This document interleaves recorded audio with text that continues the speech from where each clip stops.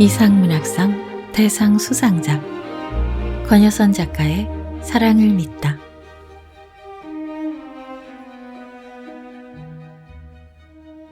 어느 날 남자는 여자의 시련에 담긴 비밀을 알게 됩니다. 남자는 여자의 비밀스러운 과거사 앞에서 지나쳐버린 시간을 못내 그리워합니다. 오늘 소개하는 사랑을 믿다 이 작품은 비밀스럽게 지나가버린 사랑의 기억과 시련의 극복에 대한 이야기인데요. 한 여자가 한 남자에게 보냈던 조용한 멜로디에 관한 이야기이기도 합니다. 과연 어떤 이야기가 펼쳐질지 작품 속으로 함께 들어가 보겠습니다.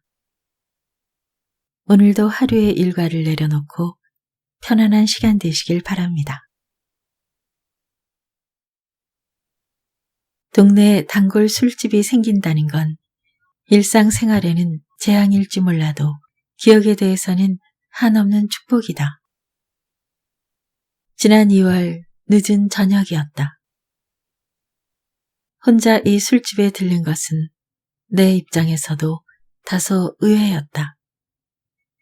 나는 소주나 막걸리를 즐기지 않았고 이 집은 맥주나 와인 같은 것은 팔게 생기지 않았다. 그런데도 나는 문을 열고 들어가 자리를 잡고 술을 시켰다. 주문한 안주가 나오기 전에 김치와 나물들이 나왔다. 제대로 들어왔다는, 아니 제대로 걸려들었다는 느낌이었다. 밑반찬으로 술을 반병 비우기에 부족함이 없었다. 그 후로 이 집은 내가 이틀이나 사흘에 한 번꼴로 들르는 단골 술집이 되었다. 빈대떡에 막걸리, 찌개에 소주, 몇 가지 나물들과 김치를 늘어놓고 혼자 술을 마시면서 하는 생각이란 맞아 그때 그런 얘기를 했었지라든가 왜 그랬을까 그녀는 하는 식의 소소한 과거사이다. 이 집에 발을 들여놓는 순간 나는 미래에 대한 불안이라든가 당장 해결해야 할 시급한 문제로부터 자유로워진다. 이곳은 나에게 오로지 기억, 그렇게 속삭이는 장소가 되었다. 천천히 술을 마시다 보면 홀연 난 놓고 기억자를 무르듯 기억 속에 내가 뭣도 모르고 살아온 모양이 환등처럼 떠오른다. 현실의 시간은 밤이지만 이곳에서 나는 기억의 한낮을 산다. 요즘 내가 그 땡볕 아래서 기다리는 인물은 숨겨둔 단골 술집처럼 나는 남몰래 마음에 두고 좋아하지만 그쪽은 이제 나를 한낱 친구로만 여기고 잊었을 한 여자이다. 기억이란 오지 않는 상대를 기다리는 방식이며 포즈이기도 하다는 걸 나는 이곳에서 배운다. 사랑을 잃는 것이 모든 것을 잃는 것처럼 절망적으로 느껴지는 때가 있다.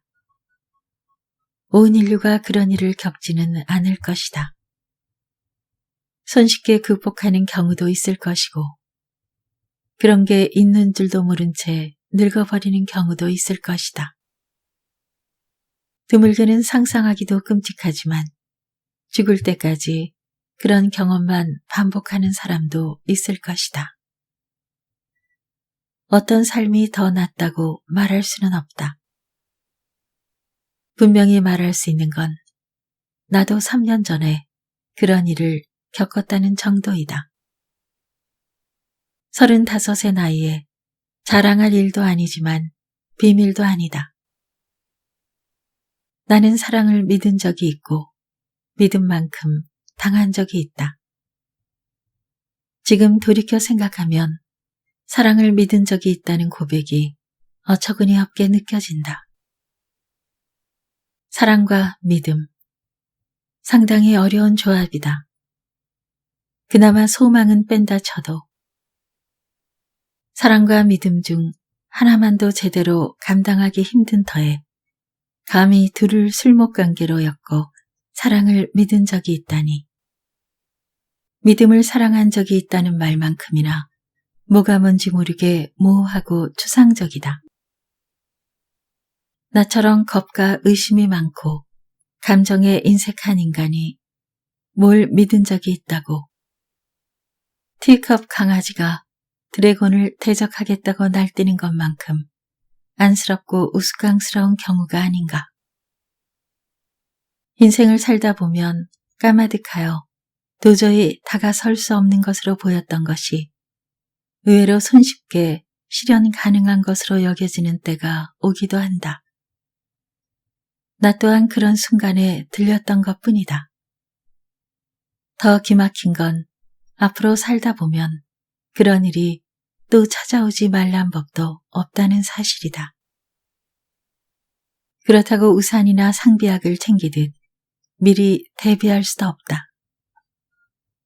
사랑을 믿는다는 해괴한 경험은 유비무환의 정신으로 퇴치하거나 예방할 수 없는 문이 벌컥 열리듯 밖에서 열리는 종류의 체험이니까.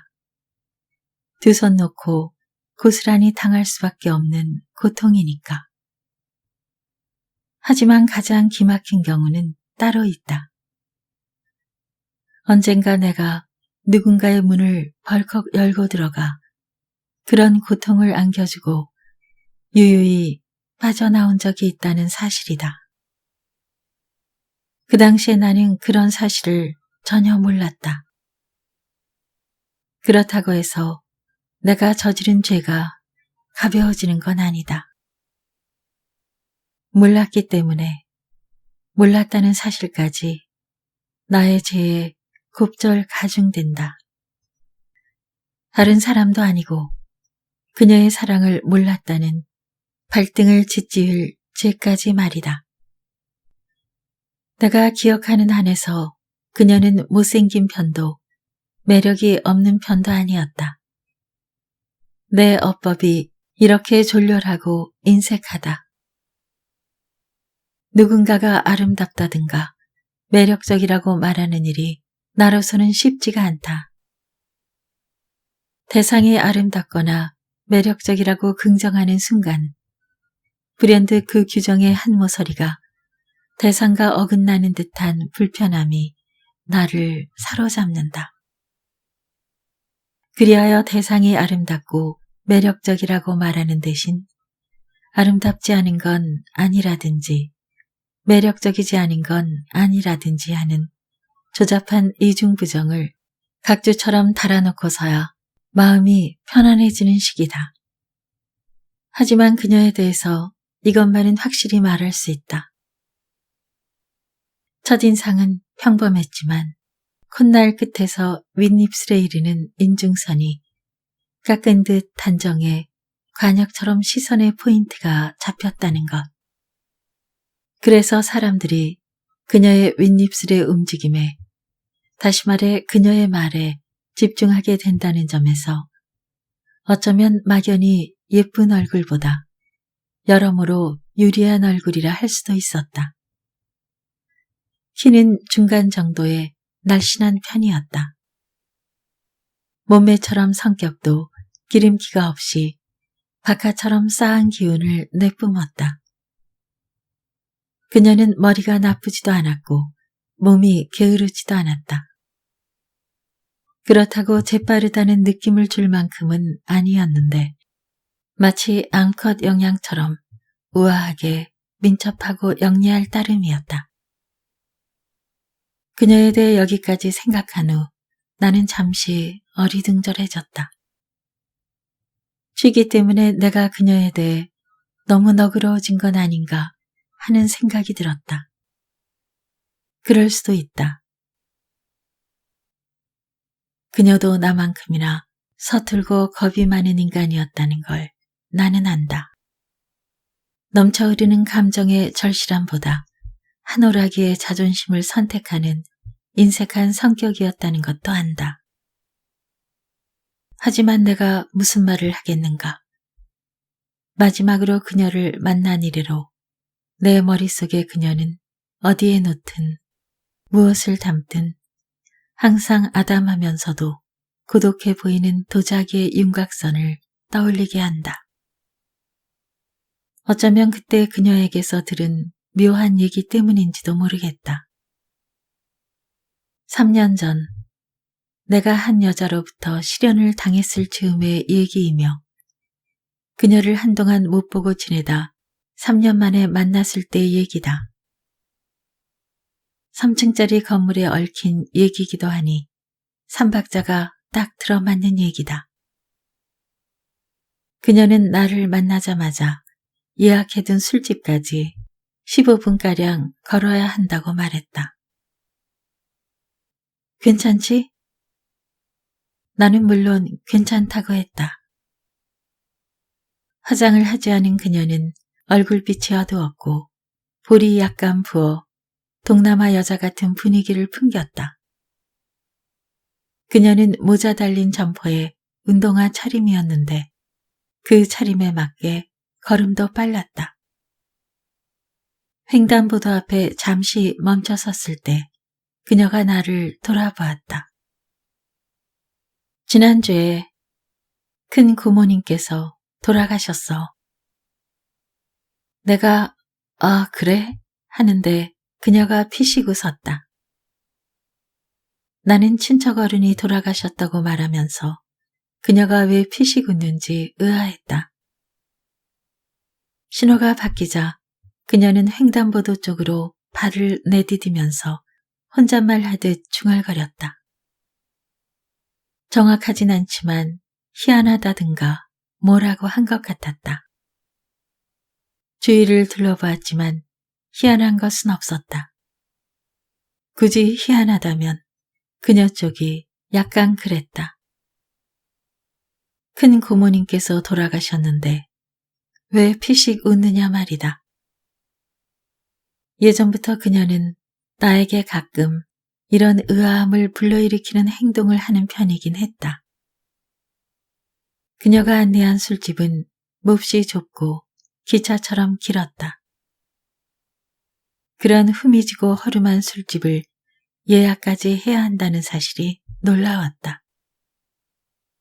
단지 4개의 테이블이 일렬 종대로 놓여 있을 뿐이었고 오른쪽 벽을 따라 겨우 사람이 지나다닐 만한 통로가 있었다. 입구 맞은편 기차머리 쪽이 주방이었다. 우리가 앉은 3번째 자리의 왼쪽 벽에는 작은 유리창이 뚫려 있었는데 말이 유리창이지 미닫이도 여닫이도 아닌 벽에 박힌 직사각형의 유리에 불과했다. 바깥은 조그만 주차장이었다. 유리 너머로 캄캄한 주차장에 웅크린 몇 대의 차들과 희미한 주차관리소 불빛이 보였다. 제육과 해물을 반반 주세요. 그녀의 말에 어려 보이는 여정호번이 눈을 빠르게 깜빡였다. 반반? 무엇이 반반을요? 여정호번은 한국어가 서툰 것 같았다. 이것과 이것을 반반씩 달라고요. 그녀가 벽에 붙은 메뉴판의 항목을 하나씩 가리켰다. 여정호번은 메뉴판 위쪽 얼룩진 천장 모서리를 골똘히 쳐다보았다. 무슨 거창한 암산이라도 하는 듯 머릿속이 복잡한 표정이었다. 마침내 주방에서 주인으로 보이는 여자가 뛰어나왔다. 그녀는 제육볶음과 해물볶음을 반반씩 가격은 25,000원에 하기로 주인 여자와 3초 만에 결정을 보았다. 내 마음대로 시켰는데 괜찮지? 나는 괜찮다고 대답했다. 솔직히 말하면 냉동 재료를 벌건 양념에 대충 볶아내는 요리를 좋아하지 않았지만 안주 같은 건 안중에도 없던 터라 달리 반대 의견을 내지 않았다. 그녀가 목소리를 낮춰 투덜거렸다. 여긴 다 좋은데 종업원이 자주 갈려. 올 때마다 늘 반반씩 시키는데도 말이 안 통하는 종업원이 오면 처음부터 다시 시작해야 하니까 뭐 축적해 보람이 없어. 그래도 주문하는데 내 노하우는 상당히 축적된 것처럼 보이던데? 글쎄, 설왕설래하는 시간이 좀 단축된 듯도 하고. 여기 자주 오나 보지? 비싸니까 자주는 못 와. 가끔 오지. 그녀는 조금 변한 듯 했고 나는 그녀가 조금 낯설어졌다.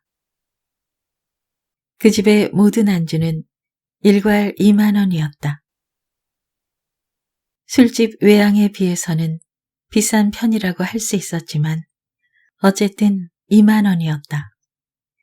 그녀는 2만 원짜리 안주 2가지를 반반씩 5천 원만 추가하는 선에서 시켰고 이제껏 그렇게 해왔다는 것이다. 나는 그녀와 20대 후반을 함께 보냈다.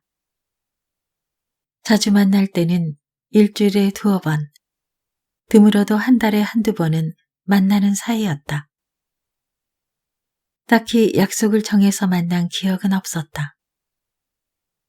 같은 일을 하다 보니 오다 가다 부딪히고 얽히게 되었고 취향이나 스타일이 비슷해 각별한 친밀감을 느꼈다.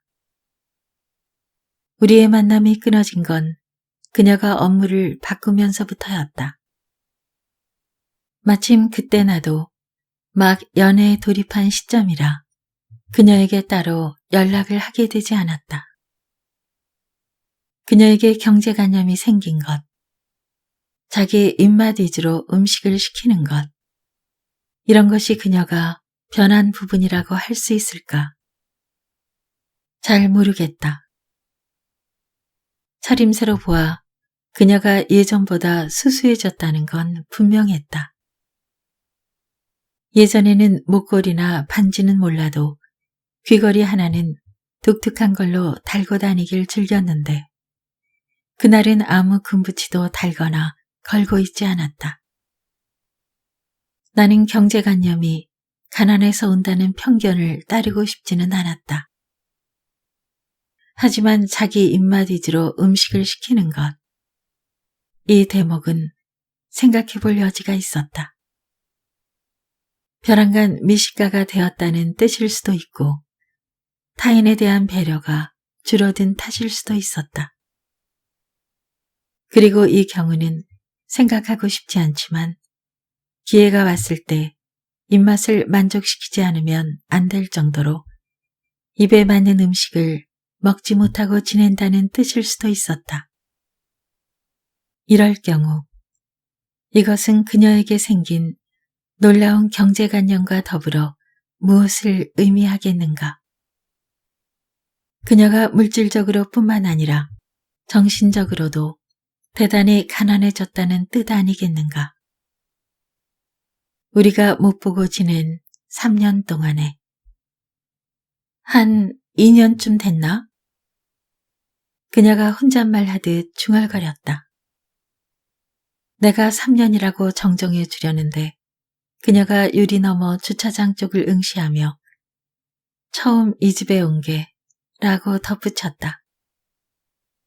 나는 그저 그래 하고 말았다. 그녀가 잠시 뒤 덧붙였다. 실연당한 친구 덕에 이 집을 알게 됐지. 실연이라는 말에 나는 기습을 당한 듯 움찔했다. 결혼까지 약속했던 여자가 나를 떠났다는 단순한 사실이 새삼스레 상기되면서 가슴 밑바닥에서 독조처럼 쓰디쓴 고통의 싹이 돋아나는 느낌이었다. 실연당한 친구? 그녀의 말에 따르면 그 친구는 남자에게 심한 배신을 당하고 그녀에게서 조언과 위로를 듣고자 했다는 것이다. 그 말에 내가 적잖은 관심을 보이는 순간 그녀는 갑자기 자리에서 일어났다. 좁은 통로를 지나 주방 앞으로 간 그녀는 여정호번에게 냉장과 수납장 쪽을 가리키며 손짓을 해보였다. 술을 시키는 것 같았다. 술이 필요한 얘기이긴 했다. 특히 나에게는 더 그랬다. 나는 종종 시련의 유대감에 대해 생각한다. 세상에는 내가 떠나든 그들이 떠나든 둘 중 한쪽은 어느 별인가로 떠났으면 좋겠다 싶은 참으로 호감이 가지 않는 인간 형들이 있다. 그런데 만일 내가 우연히 그들 중 누군가가 얼마 전에 지독한 시련을 당했다는 사실을 알게 되었다고 하자. 나는 몇 초 전까지만 해도 같은 하늘을 이고 살기조차 싫었던 그 인간을 내 집에 데려와 술을 대접하고 같은 천장 아래 재울 수도 있다. 심지어 술 냄새를 풍기는 그 인간의 입술에 부디 슬픈 꿈일랑 꾸지 말라고 굿나잇 키스까지 해줄 용의가 있다. 허기의 유대나 가난의 유대 같은 것이 있고 시험 강박의 유대, 채식주의의 유대, 실종 자녀를 둔 부모들의 유대 등이 있을 수 있다. 내가 별난 인간이어서 그런지 몰라도 나는 시련의 유대만큼 대책 없이 축축하고 뒤끝 없이 아리따운 유대를 상상할 수 없다. 그래서였을까? 그때 그 기착감 같은 술집에서 나는 그녀가 술을 시키는 걸 바라보면서 얼굴 한번 본 적 없는 그녀의 친구가 무척 가깝게 느껴졌다. 그녀의 친구와 나 사이에 생겨날 시련의 유대에 대한 예감만으로도 가슴이 설렜다. 물론 그녀의 매개가 절대적으로 필요한 상황이었다. 자리로 돌아온 그녀가 물었다. 차도 안 가지고 왔으니까 조금 마시는 것도 괜찮지? 나는 역시 괜찮다고 대답했다. 맥주하고 소주 시켰는데 어때? 그래? 나는 소주를 좋아하지 않았지만 이 일을 제기하지 않았다. 맥주를 마시면 그만이니까. 그리고 이런 기착감 같은 분위기에서 시련에 대한 얘기를 듣다 보면 소주 몇 잔 정도는 곁들이게도 될 테니까. 맥주에 소주를 섞어 마시자. 괜찮지? 맥주에 소주를 섞는다니 기겁을 할 일이었지만 나는 이미 엉겹결에 괜찮다고 말해버린 후였다. 그녀는 뭔가를 미리 결정한 후 한 발 늦게 내 의사를 타진해왔다. 이것도 그녀가 변한 부분 중 하나일지 모른다고 나는 생각했다. 나는 그녀를 만난 후 줄곧 오 그래? 아니면 괜찮아 라는 말만 되풀이하고 있는 듯한 느낌이었다. 그래, 그 친구한테는 뭔가 도움이 되는 얘기를 해줬어? 아, 그 친구? 그녀가 입꼬리를 올리며 웃었다. 내가 도움이 되고 말고 할 것도 없었어. 왜? 그녀의 친구는 절망적인 기분에 휩싸인 와중에서도 하루 전에 미리 이 술집을 예약해 놓았다고 했다. 그건 충분히 희망이 있다는 증거 아니겠어? 희망? 무슨 희망? 사는데 애착이 있는 한 희망은 있는 거잖아. 나는 그 희망을 은근히 회방 놓는 신용만 하면 됐고, 희망을 회방 놓는다는 게 무슨 뜻인지 나는 이해할 수 없었다. 그녀가 간단히 설명했다. 그래야 거기 희망이 있다는 걸 알지. 뭔가 잔뜩 어질러 놓아야 거기 공간이 있다는 걸 알듯이. 설명을 듣고 나면 더 모를 듯한 느낌이 드는 것. 이 또한 그녀의 희한한 면 중 하나였다.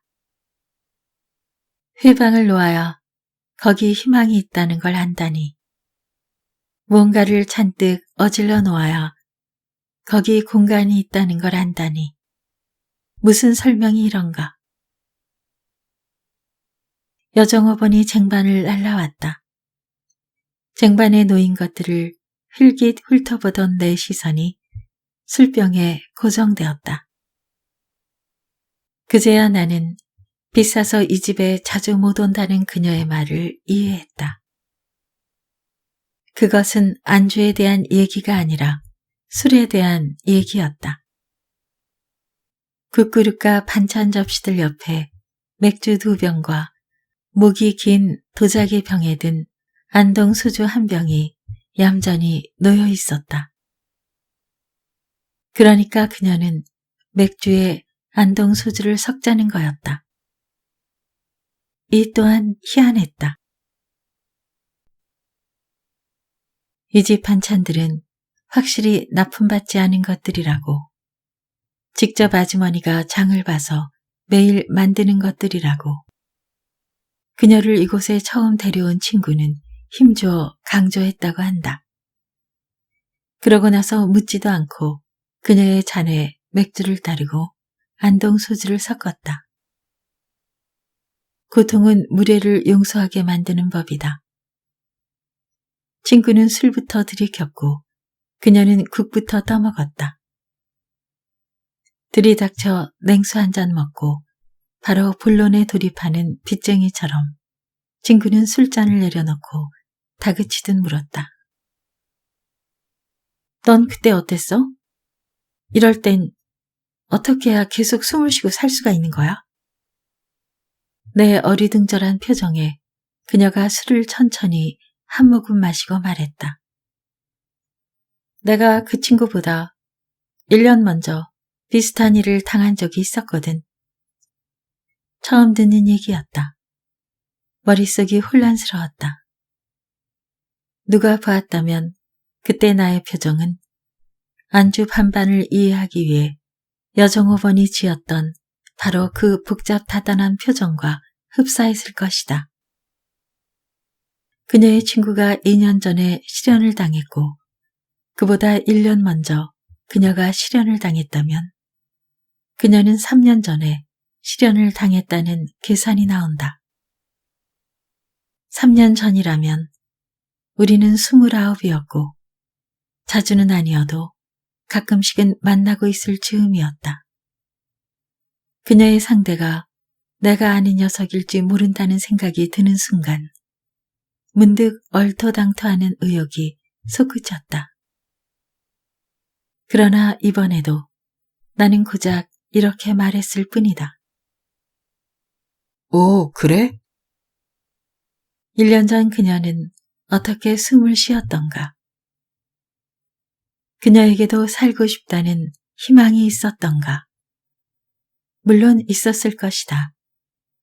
결코 희망의 모습으로 존재하지 않아 그녀가 그것을 알아보는데 시간이 걸렸을 뿐. 모든 걸 잃었다고 생각하는 순간 말이야.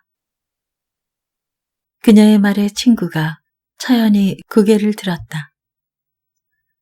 가만히 돌아보면 여전히 뭔가 남아있다는 걸 깨닫게 될 거야. 대관절 뭐가 남아있다는 거야? 글쎄, 그걸 뭐라고 설명해야 할까? 뭐 별로 보잘것없는 것들이긴 하지. 그러니 무슨 상관이야. 엄청나게 대단한 게 남아있다고 해도 난 상관없어. 친구가 한 손으로 과장되게 허공을 그었다. 아니, 보잘것없어. 정말 보잘것없는 것들만 남아있지. 친구는 멍한 눈으로 그녀를 바라보았다.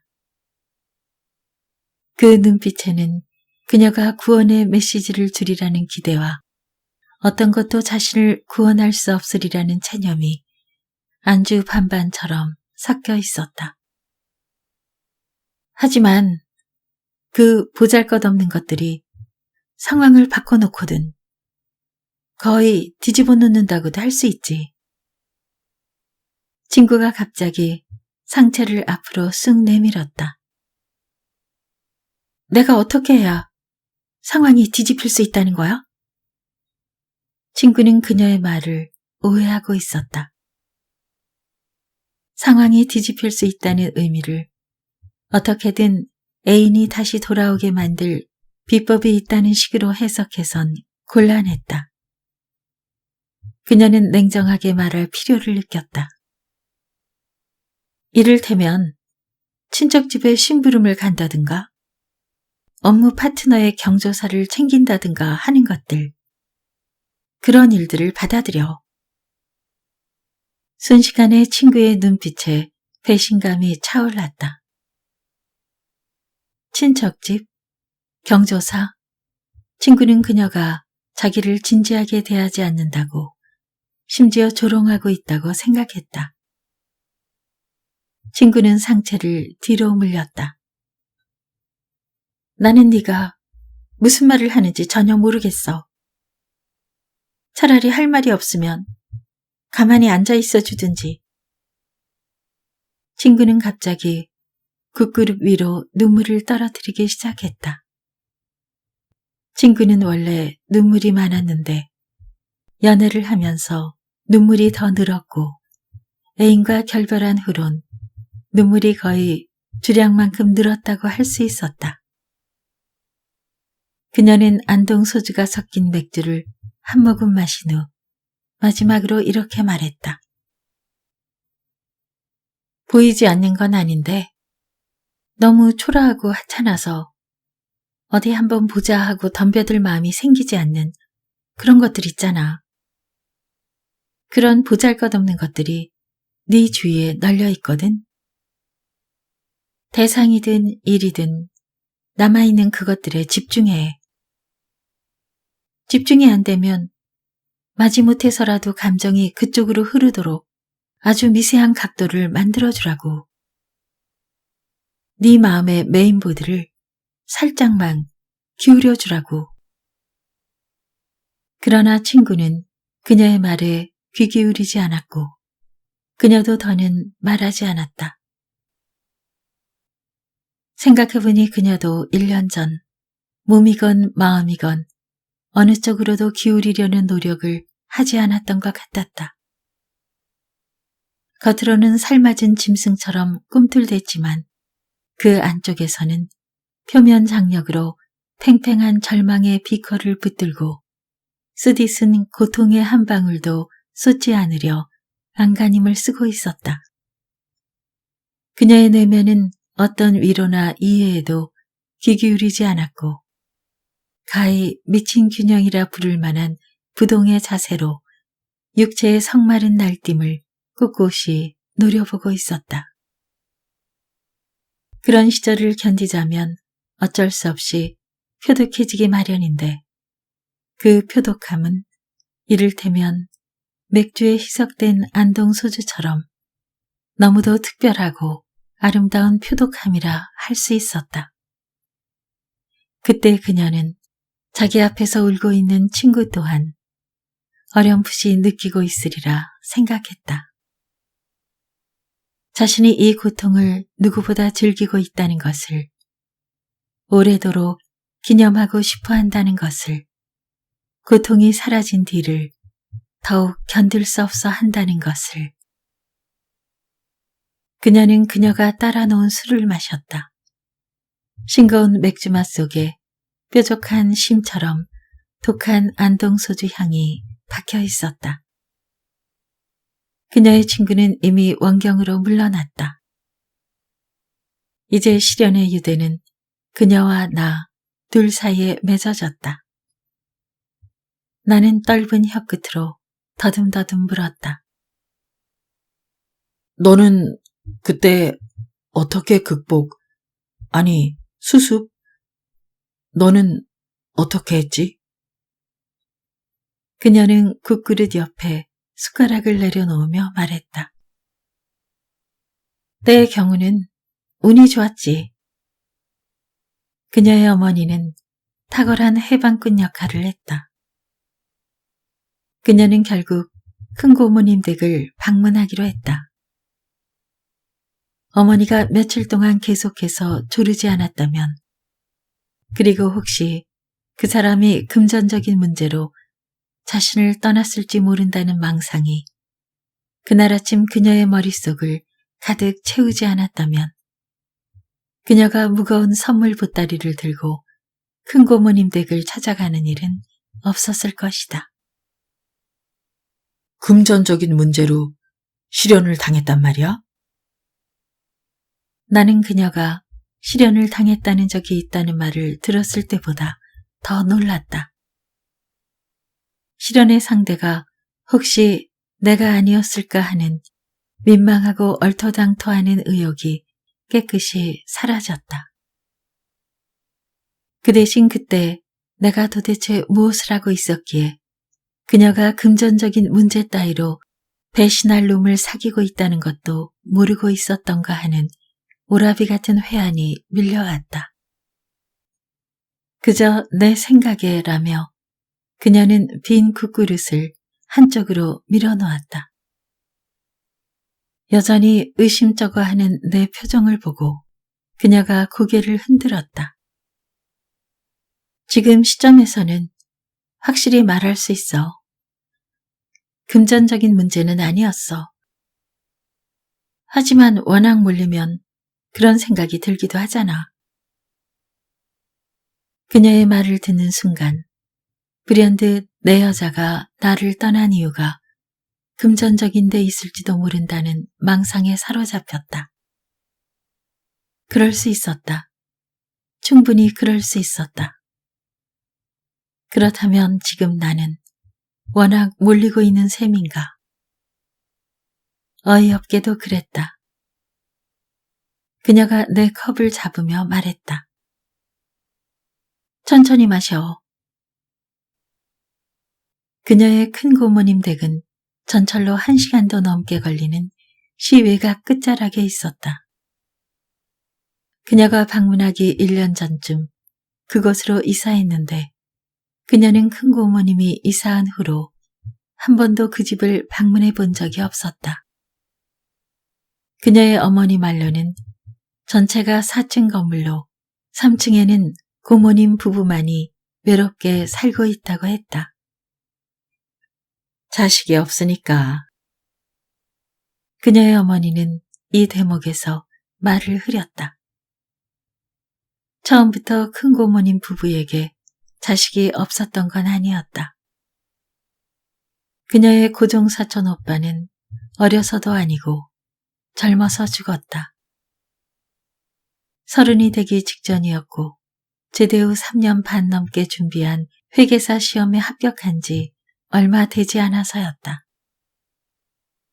술에 취한 상태로 화장실에 가다가 난간이 없는 계단 옆으로 추락하는 어이없는 사고였다. 떨어지면서 머리를 다쳤고 하루가 지나서야 머리가 피범벅이 된 시체로 발견되었다. 그녀의 어머니는 큰 고모님 부부의 소유로 된 4층 건물이 하나밖에 없는 조카딸인 그녀에게 상속될 가능성이 높다고 생각해 그녀가 그 댁을 자주 방문해 살가운 딸 노릇을 하며 미래의 소유물을 찬찬히 살펴두기를 바라고 있었다.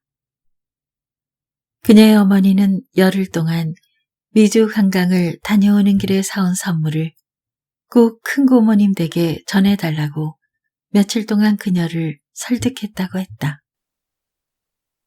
그런데 그게 뭐였는지 아직도 모르겠어. 무척 무거웠거든. 설마 미국에서 꿀 같은 걸 사오진 않았을 텐데 꼭 꿀단지였던 것 같아. 꿀단지면 잼 아닐까? 환갑 넘은 노인들에게 잼을 선물하는 것도 이상하지 않아? 노인들이 단 걸 얼마나 좋아하는데. 그래? 그럼 잼이라고 해두지 뭐. 그녀는 무거운 잼단지가 든 보따리와 대충의 약도만 가지고 큰 고모님 댁을 찾아 나섰다. 비록 변두리라 해도 4층 건물이었다. 그 사람이 자신을 떠났다는 것이 자명한 상황에서 그 사람이 무엇을 놓쳤는지 꼼꼼히 확인해 둘 필요가 있었다. 그 당시 그녀는 자기 소유물의 가치들을 하나하나 점검하는 데 몰두해 있었다. 그녀가 동전 한 푼을 챙기는 순간 그 사람은 동전 한 푼을 빼앗기는 시기였다. 그런 텅 빈 탐욕의 몸짓만이 다시는 만날 길 없는 그 사람에게 그녀가 할 수 있는 유일한 복수였다.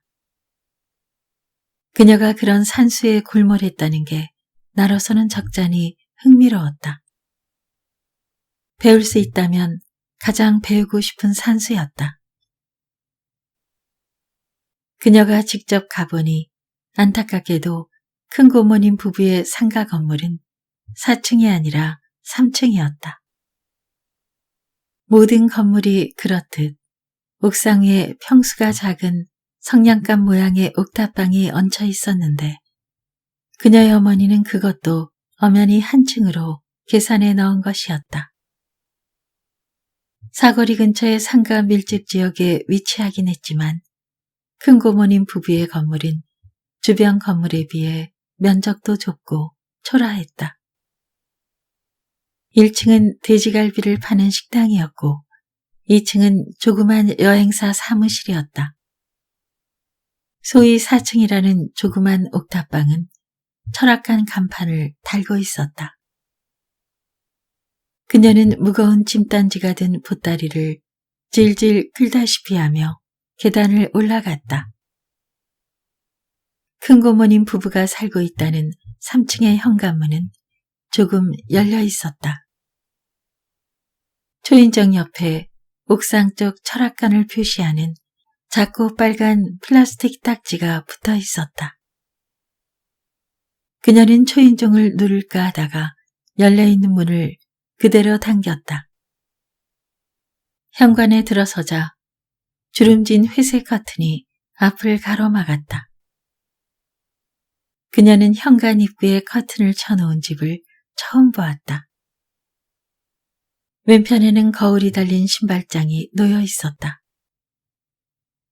커튼과 거울이 놓인 좁다란 사각의 공간은 지하 상가에 흔히 설치된 증명사진을 찍는 무인 촬영소의 내부와 흡사해서 그녀는 신발장 어딘가에 돈을 밀어넣고 무언가를 작동시켜야 하지 않을까 하는 생각마저 들었다.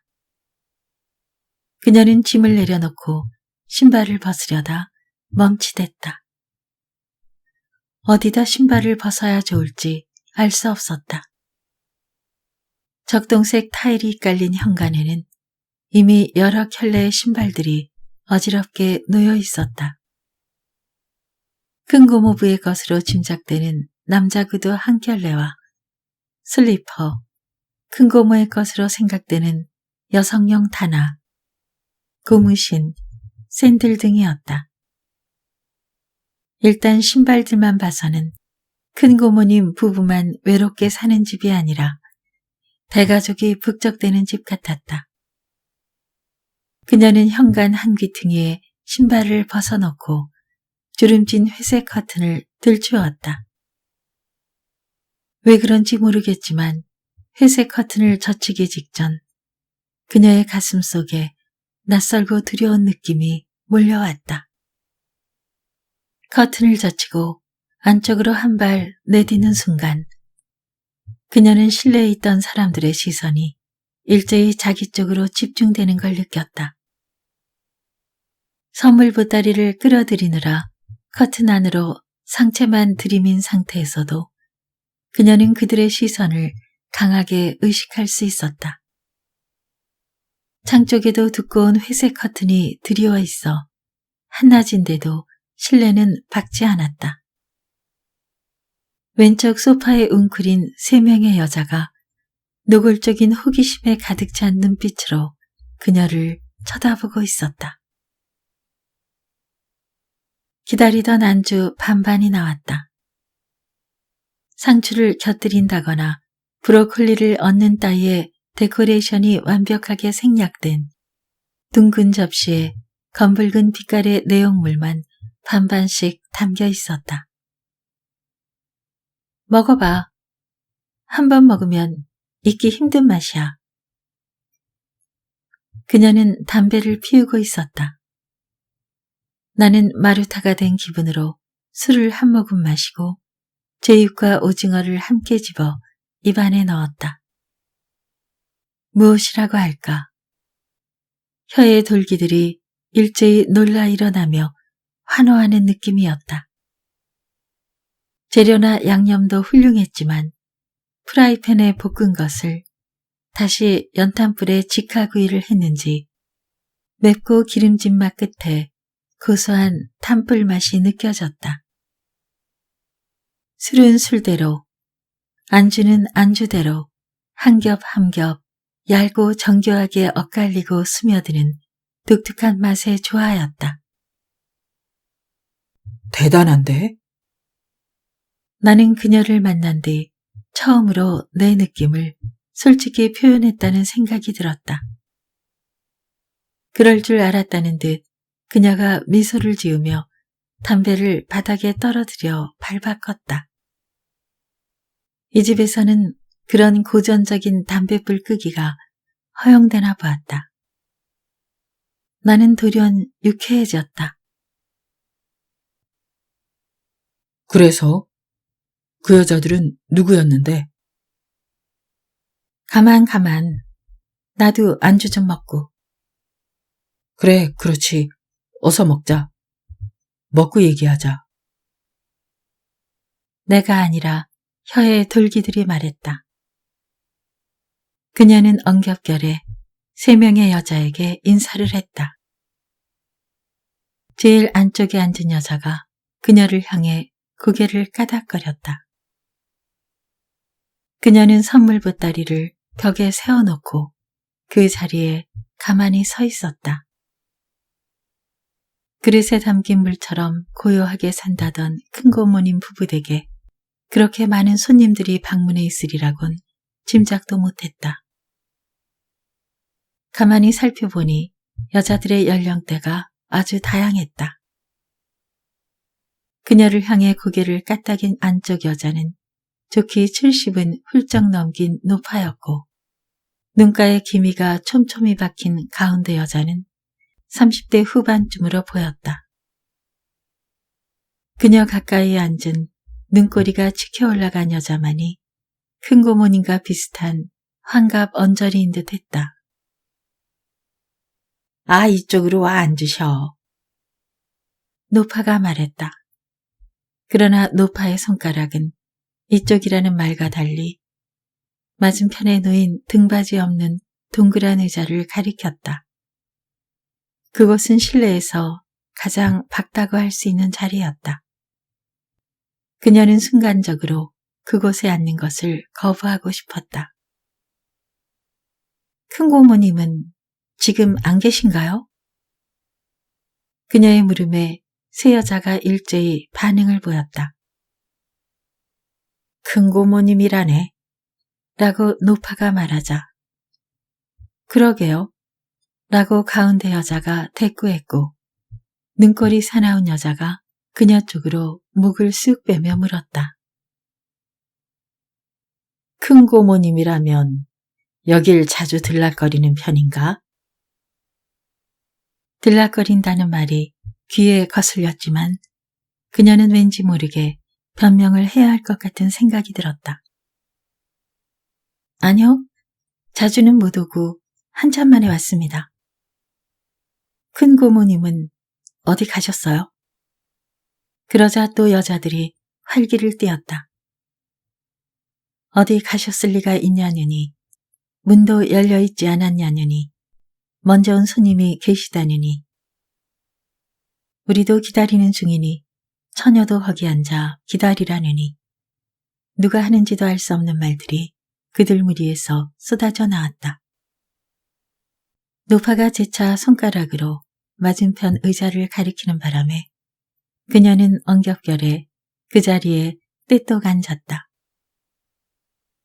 모두들 그녀의 다음 말을 기다리는 기색이어서 그녀는 이렇게 덧붙였다. 큰 고모님이 여기로 옮겨오신 후로는 처음 와뵙는 거예요. 그녀의 말에 다시 여자들이 술렁거렸다. 그녀가 무슨 말만 하면 그런 식이었다. 김이 낀 여자가 여기로 옮겨오신 지 얼마 안 되었나 봐요 하자 노파가 그러게 라고 대꾸했고 눈꼴이 사나운 여자가 다시 목을 쭉 빼며 물었다. 처녀는 고모님이 여기로 언제 옮겨오셨는지 아나? 한 1년 정도 된 걸로 알고 있습니다. 그전엔 어디 계셨는데? 서울 화곡동 쪽에 사셨습니다. 어머, 화곡동에 우리 큰형님이 사시는데 그때 함께 올 걸. 가운데 여자가 안타깝다는 듯 외쳤다. 그래, 화곡동에 계실 적에도 자주 드나들었나? 이번에는 노파가 그녀를 구슬리듯 물었다. 아니요. 자주는 못 뵙고 1년에 한두 번 정도. 그녀는 살짝 횟수를 늘려 말했다. 눈꼴이 사나운 여자가 날카롭게 추궁하듯 물었다. 아, 1년에 한두 번이면 자주 아닌가? 자주라고는 할 수 없지. 노파가 큰 고모님을 자주 방문하지 못한 그녀를 힐책하듯 의미심장하게 고개를 저었다. 그래, 아가씨는 무슨 볼일로 왔어요? 가운데 여자가 조심스럽게 물었다. 그녀는 뭐라고 대답해야 좋을지 몰랐다. 거 초면에 그런 걸 물으면 실례 아닌가? 노파의 말에 눈꼴이 사나운 환감 여자가 크크 웃었다. 그녀는 좀 성가시게 되었다는 생각이 들었다. 그때 가운데 여자가 고개를 숙이고 어깨를 움찔대기 시작했다. 갑자기 울음을 터뜨리려는 모습처럼 보였는데 자세히 보니 뜨개질감을 손에 들고 뜨개질을 시작한 것이었다. 알록달록한 치마 위에 알록달록한 뜨개실과 바늘을 얹어두었나 본데 그런 사실을 전혀 몰랐던 그녀로서는 그 번개 같은 뜨개질 동작이 격한 감정을 억누르는 마법의 몸짓처럼 느껴졌다. 가운데 여자는 손을 빠르게 늘려 뜨개질을 하면서 말했다. 저는요, 할머니, 이름 보고는 딱 남자인 줄 알았거든요. 노파가 낮게 웅얼거렸다. 여자라니까, 여자. 차라리 여자인 게 낫지요. 눈꼴이 사나운 여자가 말을 받았다. 그들은 그녀가 오기 전에 나누던 얘기라도 있었던지 이런 소리들을 한마디씩 주고받으며 그녀의 눈치를 살폈다. 그녀는 눈을 내리깔고 못 들은 척했다. 지금이라도 큰 고모님이 나오기 전에 선물 보따리만 놓고 가버리는 게 좋지 않을까 하는 생각도 들었다. 그녀가 고개를 들자 세 여자는 기대하는 눈빛으로 그녀를 바라보았다. 마치 무대 한가운데 스포트라이트를 받고 앉아있는 느낌이었다. 저는 이걸 큰 고모님께 전해드리고 가기만 하면 되거든요. 여기 놓고 갈 테니 말씀 좀 전해주시겠어요? 노파가 괘씸하다는 듯 손을 회회 내저었다. 아니 무슨 소리. 여기까지 왔으면 뵙고 가야지. 손님들도 많이 계시고 해서. 노파는 그녀의 말을 끝까지 들으려고도 하지 않았다. 어차피 나를 자꾸 뵈러 왔으니 여유를 갖고 기다려. 뭐 급한 일이 있다고. 왕고모님이 얼마나 섭섭해 하시겠나. 또 아나, 왕고모님이 좋은 선물을 주실지. 노파의 말에 눈꼴이 사나운 여자가 또 크크 웃었다. 환갑 넘은 나이에 어울리지 않는 웃음이었다. 그럴 리는 없지만 그녀는 새 여자가 자신이 큰 고모님을 방문한 의도에 대해 무슨 낌새를 채고 자기들끼리 눈짓을 해대며 번갈아 그녀를 떠보는 게 아닐까 싶은 생각이 들었다. 그리고 큰 고모님을 무슨 이유로 왕고모님이라고 바꿔 부르는지도 알 수 없었다. 큰 고모님 부부가 언제 이사 왔는지 모르는 걸 보면 이 집과 흉어물 없이 지내는 사이는 아닌 것 같았다. 어쩌면 상가 임대료나 파출 업무 같은 사업상의 문제로 아쉬운 소리를 하러 온 여자들 같은 생각도 들었다. 그래서 이들이 공연히 그녀에게까지 불순한 혐의를 두고 저희를 탐색하려는 것 같아 그녀는 가능한 한 말을 아끼기로 했다. 실내를 가득 채운 낡은 가구들과 여기저기 굴러다니는 잡동사니들, 얼룩덜룩 때가 낀 리놀륨 바닥은 집주인의 오랜 방치를 말해주고 있었다. 그런 퇴락한 분위기 속에 낯선 여자들과 함께 앉아 있자니 그녀는 약간의 곤욕스러움을 느꼈다.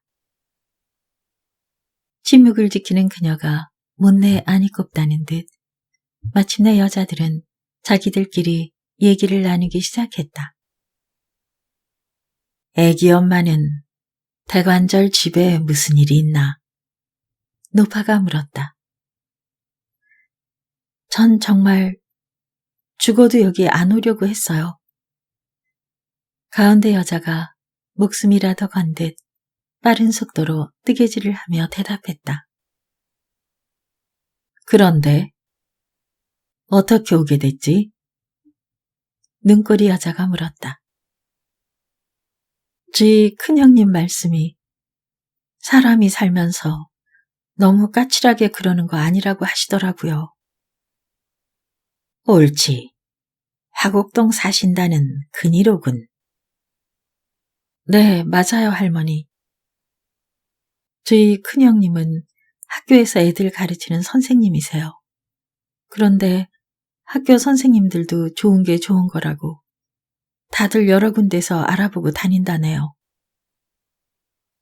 그렇다니까 글쎄. 눈꼬리 여자가 추임새를 넣었다. 그러면서 이러시는 거예요. 세상에 죽어도 못하는 게 어딨고 죽어도 꼭 해야 하는 게 어딨냐고요. 그 말이 그렇게 가슴에 콕 집히는 거예요. 그렇지 않아요, 아주머니? 살다 보면 죽어도 이건 못하겠다. 죽어도 이건 해야겠다. 그런 말 많이 하잖아요. 그런데 정말 죽어도 그런 게 어디 있겠어요. 그런 건 없다 생각하니까 못 올 것도 없겠다 싶더라고요. 그들은 이제 그들만의 이야기에 빠져 그녀에게 별 관심을 보이지 않았다. 그러자 오히려 그녀 쪽에서 그들에게 부쩍 관심이 생겼다. 그녀는 그들의 이야기 속에서 큰 고모님 부부와의 친교에 대한 힌트를 얻으려고 애썼지만 대화 내용이 워낙 요령부득이라 쉽지 않았다. 그들은 정해진 순서라도 있는 듯 돌아가며 얘기를 했다. 우선 노파가 옛 이야기 책에나 나올 법한 희한한 질병에 관한 얘기를 하자 뒤를 이어 눈꼬리 여자가 얼마 전에 신문에 보도된 유괴 사건 이야기를 했다. 마지막으로 가운데 여자가 남자의 지독한 바람기에 대한 비난을 퍼부었다. 얘기가 한 바퀴 돌자 다시 노파가 쥐나 벌레를 이용한 민간요법적인 처방을 줄줄 늘어놓았고 눈꼴이 사나운 여자는 이를 갈며 우리나라 경찰의 무능함을 개탄했다. 자기 차례가 되었는데도 가운데 여자가 조용히 뜨개질만 하는 바람에 실내에는 침묵이 흘렀다. 잠시 후 눈꼴이 사나운 여자가 애잔한 목소리로 물었다. 애기가 몇이야? 하나요. 하나, 아들이겠군. 노파가 끼어들었다. 네, 이제 겨우 초등학교 3학년이에요. 우리 막내 손주보다 한 학년 위군. 눈꼴이 사나운 여자가 무슨 선서라도 하듯 엄숙하게 말하더니 살아있다면 이라고 덧붙였다. 이 말을 신호로 노파는 신들린 듯 맞는 고약에 대한 찬사를 늘어놓았고 눈꼴이 사나운 여자는 낮게 연불인지 주문인지를 외웠고 30대 여자는 훌쩍훌쩍 울기 시작했다. 그러면서도 가끔 콧물을 훔칠 때 빼고는 양손으로 빠르게 뜨개질을 계속했다. 그녀는 머릿속이 텅 비어가는 느낌이었다.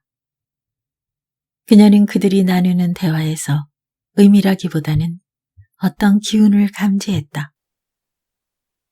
그것은 꿀이나 잼처럼 끈적하게 조이고 당겨오는 불행의 인력 같은 것이었다. 그들의 이야기가 슬픈 리듬을 띤 환상성을 갖고 있어 그녀는 자신이 어디에 있는지조차 잊었다. 갑자기 노파가 쉰소리로 툴툴거렸을 때에야 그녀는 긴 몽상에서 깨어났다. 되게 더디네, 거참. 눈꼴이 올라간 환갑 여자가 대꾸했다. 먼저 온 손님이 오래 걸리는 모양이에요. 누구든 사연이 많겠죠. 어느새 울음을 그친 30대 여자가 받았다. 목이 칼칼하네. 자판기라도 하나 마련해 두지 않고서. 그러게 말이에요. 그녀는 좀 이상하다는 생각이 들었다. 집안에 자동 판매기를 들여놓는 사람이 어디 있는가. 그때 커튼 너머에서 현관문이 당겨지는 소리와 함께 거친 숨소리가 들려왔다. 여자들의 고개가 일제히 돌아갔다. 그녀의 고개도 돌아갔다.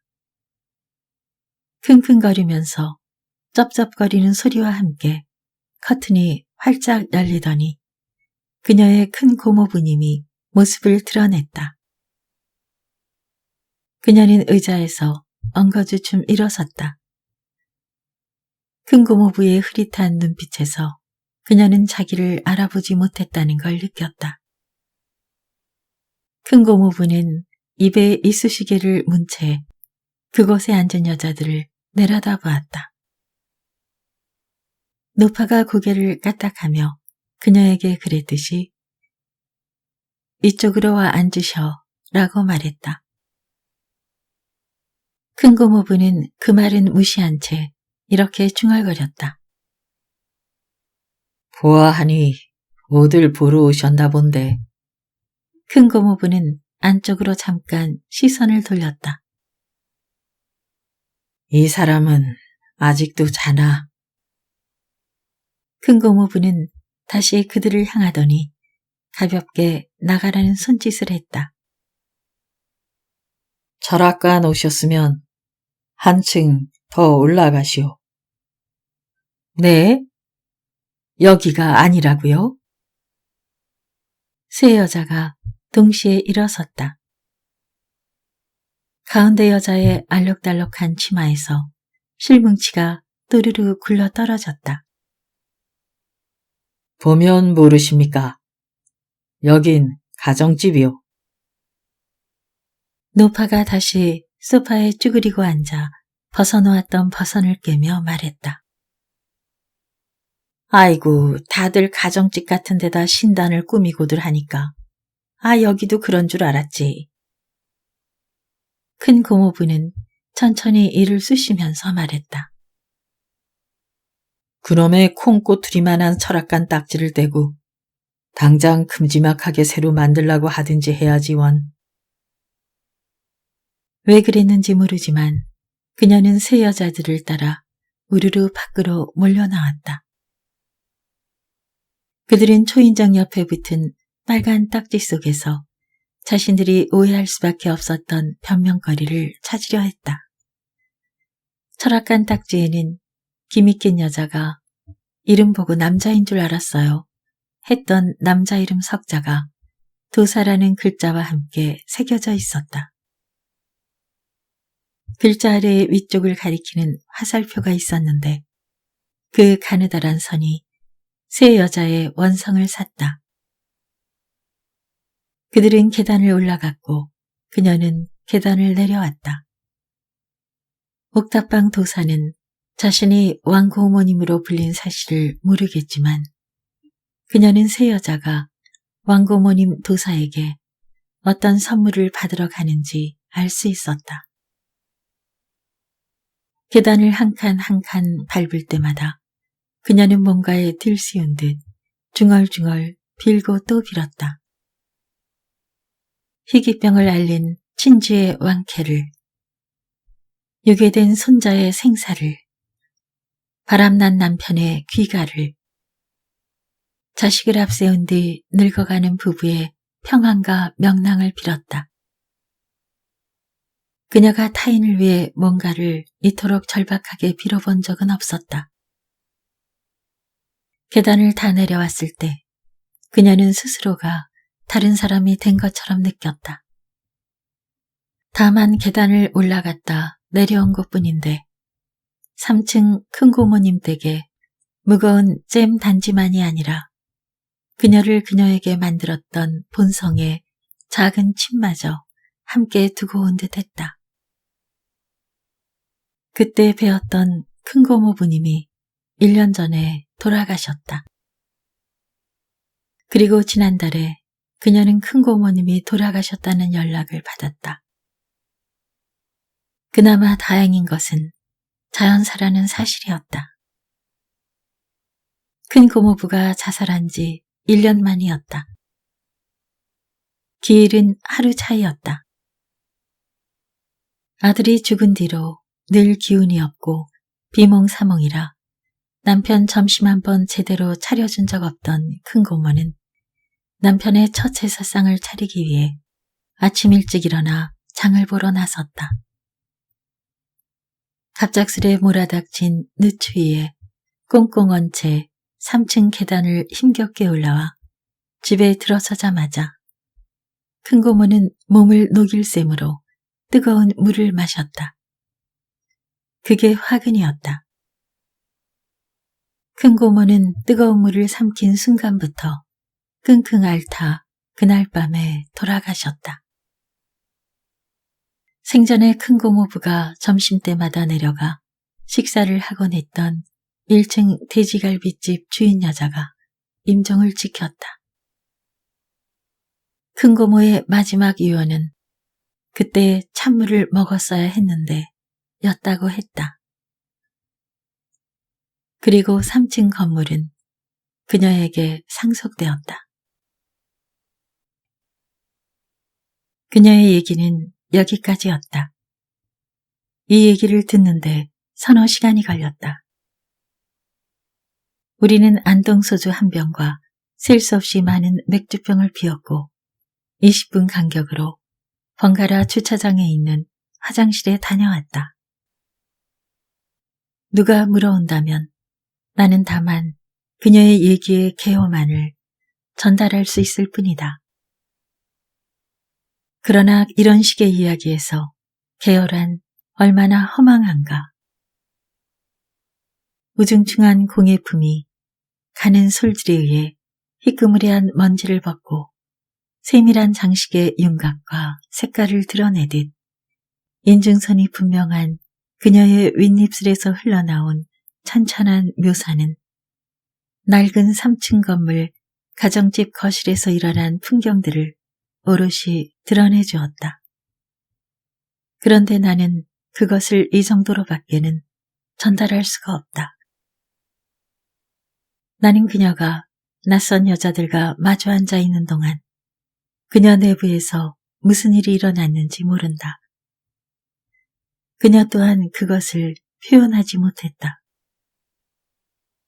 그게 무엇이든 어디 보자 하고 덤벼들면 보잘것없는 것이긴 할 것이다. 그러나 그것이 그녀를 바꿔놓았다는 것은 분명했다. 술집을 나올 때 나는 그녀가 이미 계산을 마쳤다는 걸 알았다. 먼저 만나자고 연락한 내가 술값을 내도록 해주는 게 도리였다. 나의 표정에서 비난의 기미를 알아챈 그녀가 피식 웃었다. 피식, 그렇다. 순간 나는 모든 걸 깨달았다. 얼토당토하는 의혹은 진실이었다. 그래서 그녀는 큰 고모님께서 돌아가셨다고 말하면서 피식 웃었던 것이다. 나도 피식 웃었지만 그것은 웃음이라기보다 입가에 인 조용한 경련에 가까웠다. 나는 그녀가 횡단보도를 건너면서 중얼거렸던 말을 상기했다. 과연 그녀의 큰고모님 부부와 나의 인연은 희한했다. 내가 그녀의 사랑을 모른 채 한 여자와 연애를 시작했을 때 그녀는 시련의 고통을 안고 큰 고모님 댁 3층 건물을 방문했고 내가 그 여자에게 시련을 당하고 3년 만에 그녀를 찾았을 때 그녀는 돌아가신 큰 고모님 부부로부터 3층 건물을 상속받았다. 나는 어쩌면 내 것이 되었을지도 모를 낡은 3층짜리 상가 건물을 떠올렸다. 회색 커튼을 쳐놓은 괴상한 현관과 어두운 실내 옥상으로 향하는 계단 벽에 붙어 있었을 빨간 플라스틱 딱지까지 생생했다. 그녀는 주차장 쪽에서 나온 늙은 남자에게 살짝 손을 들어 보였다. 차를 가지고 오지 않았다는 신호였다. 그녀는 7시를 가리키는 시계바늘의 각도처럼 편안해 보였다. 그녀가 편안하다면 나로서도 반가운 일이었다. 그러나 이제 그녀는 누구를 만나도 가슴이 설레지 않는 것이다. 그리고 누가 자신에게 가슴이 설레길 원하지도 않는 것이다. 그녀는 사랑의 고통으로부터 너무 먼 어딘가로 초월해버린 것 같았다. 그녀는 훨씬 더 관대하고 자연스러워졌지만 더 이상 사랑을 믿지는 않는 것 같았다. 이런 생각은 나를 슬프게 했다. 자신의 소유물을 하나하나 점검하여 나로부터 그것을 하나하나 빼앗는 식의 무력한 산수에 골몰했던 29의 그녀는 어디로 갔을까? 그때 나는 어쩌면 나도 모르게 놓쳐버린 29의 그녀로 인해 뒤늦은 시련을 앓게 되리라는 생각을 했다. 너무 늦어 격렬하지는 않겠지만 격렬할 수도 없겠지만 그래서 입술을 피나게 씹어대진 않겠지만 희미해진 사진 속 윤곽을 더듬듯 손끝이 닳도록 무언가의 테두리를 하염없이 더듬어 나갈 만짐의 세월이 시작되리라는 예감이었다. 그 예감은 지난 2월 내가 이 술집을 찾아든 순간 적중했다. 동네에 단골 술집이 생겼다는 건 기억에 대해서는 한없는 축복이지만 청춘에 대해서는 만종과 같다. 사랑을 믿던 한 시기가 끝났으며 뒤를 돌아봐야만 앞으로 나아갈 수 있는 나이가 되었다는 것을 의미한다. 나는 지금 35이라는 인생의 한낮을 지나고 있다. 태양은 머리 꼭대기에서 이글거리지만 이미 저물과 어둠을 예비하고 있다.